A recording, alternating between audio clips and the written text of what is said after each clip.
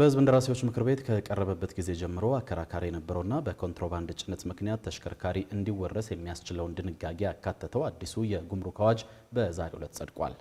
ምክር ቤቱ በ24ኛ መደበኛ ስብሰባው የጉምሩክ አዋጅን እንደገና ለማሻሻል የቀረበ ረቂቅ አዋጅን መርምሮ ባጸደቀበት በዚህ ወቅት የተሽከርካሪ ባለቤት በድርጊቱ ተሳታፊ ባልሆነበት ሁኔታ ንብረቱ ሊወረስ እንደማይገባም ተነስቷል። ዳግማዊ ደረጃ ተጨማሪ አላት።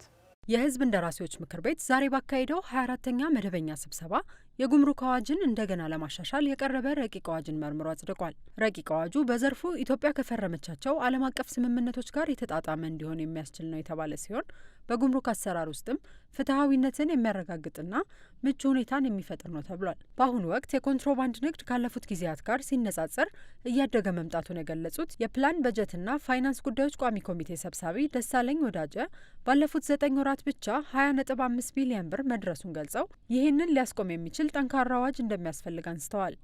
ኮንትሮባንድ በየጊዜው እንትኑ እየጨመረ ነው ያለው። በአጋጣሚ ያው እሱን ስለምንመራኛ በየአመቱ አስደንጋጭ ነው የሚጨምረው የኮንትሮባንድ። የ9 ወር ግምገማ ባለፈው ጉምሩክን ገምግመን ነበር። ከዛሬ አመቱ ጋር ለማነጻጸር ሞክረናል። ከዛሬ 3 አመትና 4 አመት ከነበረው ጋርም ለማነጻጸር ሞክረናል። 2 ቢሊዮን 3 ቢሊዮን የነበረ የኮንትሮባንድ የሚያዘው ባለፈው አመት 15.5 ቢሊዮን ነው ኮንትሮባንድ። በዚህ አመት የ9 ወሩ 20.5 ቢሊዮን ነው። እጅግ አደገኛና ፈጣን እድገት እያመጣ ነው ያለው። ስለዚህ የገዘፈ ችግር እና አደገኛ የሆነ ሀገራዊ ጉዳት ስርዓት አልበኝነትን ጭምር እያስፋፋ የመጣን ኮንትሮባንዲስት እሱን ነው እንደተያዘ መሳሪያ ተሽከርካሪ ወረስ እየተባለ ይህን የሚስተዋለውን የኮንትሮባንድ እንቅስቃሴ ለማስቆም ይረዳል የተባለውና ረቂቁ ለምክር ቤቱ ከቀረበ ጊዜ ጀምሮ በተለያዩ መድረኮች ላይ አከራካሪ የነበረው የኮንትሮባንድ ንግድ ላይ የተሰማሩ ተሽከርካሪዎችን እንዲወረሱ ለማድረግ የቀረበው ድንጋጌም በምክር ቤቱ በድጋሚ ተነስቷል።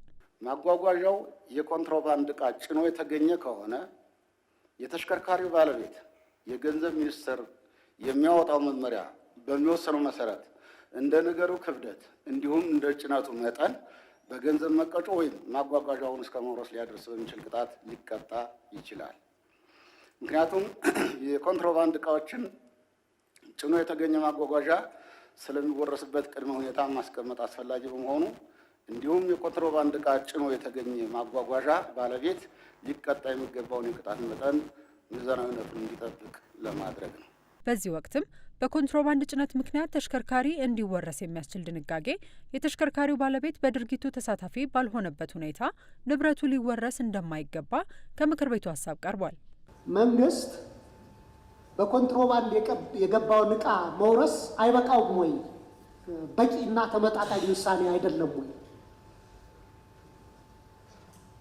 ምክንያቱም አሽከርካሪዎችና ባለቤቶች በኢትዮጵያ ኮንቴክስት የተለያዩ ናቸው። አሽከርካሪው ተቀጣሪ ነው። ባለቤቱ መኪናውን ገዝቶ ደግሞ አሽከርካሪ ነው የሚሰጠው። ስለዚህ አሽከርካሪው በሚያጠፋው ጥፋት ባለሀብቱ ተጠያቂ እንዲሆን ማድረግ ፍትሐዊም አይደለም፣ ተመጣጣኝ ቅጣትም አይደለም። በሀገር ላይ ከፍተኛ የቫልዩ ቼን ዲስራፕሽን፣ የሎጂስቲክስ ዲስራፕሽን በመፍጠር የሸቀጦችን የዋጋ ንረት ሊፈጥር የሚችልና መንግስትም ሊቆጣጠረው ማይችለው ከፍተኛ የሸቀጦች ቀውስ ሊፈጥር ይችላልና ቢታሰብበት ይህ ነገር ከአዋጁ ቢወጣ። ለተነሳው ጥያቄ ማብራሪያ የሰጡት የፕላን በጀትና ፋይናንስ ጉዳዮች ቋሚ ኮሚቴ ሰብሳቢው የኮንትሮባንድ ተሽከርካሪዎቹ ከህግ አካል ለማምለጥ የተለያዩ ነገሮች የተገጠሙላቸውና በዚህ ተግባር ላይ የተሰማሩ መሆናቸው ከተረጋገጠ ብቻ እንደሚወረሱ ተናግረዋል። ባዕድ ነገር የተገጠመለት አገልግሎቱ ለኮንትሮባንድ የሆነ ከተረጋገጠ ይሄ እንዳለ ተሽከርካሪ ይወርሳል። ነገር ግን ደግሞ በስህተት በሹፌራችሁም በተለያየ መንገድ ወይም የዛሬን ምስኪ አመልጥ እንደው ብሎ ለመቀመስ የገባም ካለ እሱ በአስተዳደራዊ ቅጣት ይቀጣል ነው። እየደረሰ ያለውን ጉዳት እያወቃችሁት ነው። እና በእኔ በኩል ይሄ አዋጅ በእጅጉ ህገወጥነትን የሚከላከልና በዚህ ስራ የተሰማሩትንም አካላት አስተማሪ የሆነ ቅጣት የሚያሳይ ወይም ደግሞ አስተማሪ ቅጣት በማስቀመጥ ከኮንትሮባንድ ድርጊታቸው እንዲቆጠቡ ያደርጋል ብለን እናስባለን። የአሽከርካሪ ባለንብረቶችም ተሽከርካሪውን ለአሽከርካሪ በውል ሲያስረክቡ ታማኝና ለሕግ ተገዥ የሆኑ ሹፌሮችን መቅጠር እንዲሁም ለሚደርሱ ጉዳት ወይም ሕገወጥ ድርጊት ተገቢ ዋስትና መውሰድ እንዳለባቸው ተጠቁሟል። ሌላው ከምክር ቤቱ የተነሳው ጥያቄ ደግሞ በዚሁ ዙሪያ ለሚፈጸሙ ወንጀሎች አስተዳደራዊ ቅጣቶች በደንቡ አለመካተቱ ነው። የአስተዳደራዊ ቅጣቶች በአዋጁ ይዘት ውስጥ አለመካተቱን አሁንም የተከበሩ አቶ ደሳለኝ ሲያቀርቡት ነበር። አስተዳደራዊ ቅጣቶች በሌሎች ተያያዥ በሆኑ አዋጆች ስናወጣ ተካቶ አውጥተን እናውቃለን። ስለዚህ በዚህ ሁኔታስ አስተዳደራዊ ቅጣቶችን ዲስክሪሽናሪ በሆነ መንገድ ለገንዘብ ሚኒስቴር እንዲተው የተደረገበት መንገድ ለምንድን ነው? ከምክር ቤቱ ለተነሳው ጥያቄ የቋሚ ኮሚቴው ሰብሳቢ የሚከተለውን ብለዋል። አስተዳደራዊ ቅጣት ተቀምጧል። ቅድም አስተዳደራዊ ቅጣት የለም አሉን እንጂ ማንኛውም ማጓጓዣ የጉምሩክ ወደብ በደረሰ ማጓጓዣ ላይ የጉምሩክ ሹም በሌለበት እቃ የጫነ ይልና ቅጣት አለው ከ15 ሺህ ብር እስከ 20 ሺህ ብር። የኮንትሮባንድ እቃ ጭኖ የተገኘ ማጓጓዣ ባለቤት በኮንትሮባንድ ወንጀል ተሳታፊ ሆኖ ከተገኘ የሚኖርበት ወንጀል ተጠያቂነት እንደተጠበቀ ሆኖ ወንጀሉ እንዳይፈጸም ለማድረግ ተገቢውን ጥንቃቄ እርምጃ ካልወሰደ ይላል። ከወሰደስ መውሰዱ የሚያረጋግጠው እና ያወሳሰድ ሂደቶችን በሙሉ ገንዘብ ሚኒስቴር የሚያወጣ መመሪያ ነው። ካልወሰደ ግን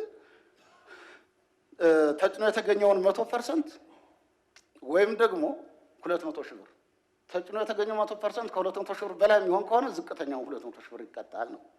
ይህ አስተዳደራዊ ቅጣት ነው የሚመስለኝ። የጭነት ማሸጊያውን ገንጥሎ ወይም ኮንቴነሩን ከፍቶ ደግሞ ከጫነ ይህ እስከ 500 ሺህ ብር ይቀጣል። እንዲያም ሆኖ በአጠቃላይ ከተሽከርካሪ ወቅታዊ ዋጋ የበለጠ አይቀጣም ነው። ረቂቅ አዋጁ በነባሩ አዋጅ ውስጥ የተቀመጡና በተግባር ላይ ሲውሉ ይስተዋሉ የነበሩ የአተገባበር ችግሮችን ለመቅረፍ ያስችሉ ዘንድ አስፈላጊ ድንጋጌዎችን ያካተተ ነው ተብሏል። በመጨረሻ ምክር ቤቱ በረቂቅ አዋጁ ላይ ሰፊ ውይይት ካደረገ በኋላ የጉምሩክ አዋጅን እንደገና ለማሻሻል የቀረበ ረቂቅ አዋጅን በሁለት ተቃውሞ በአብላጫ ድምፅ አጽድቋል።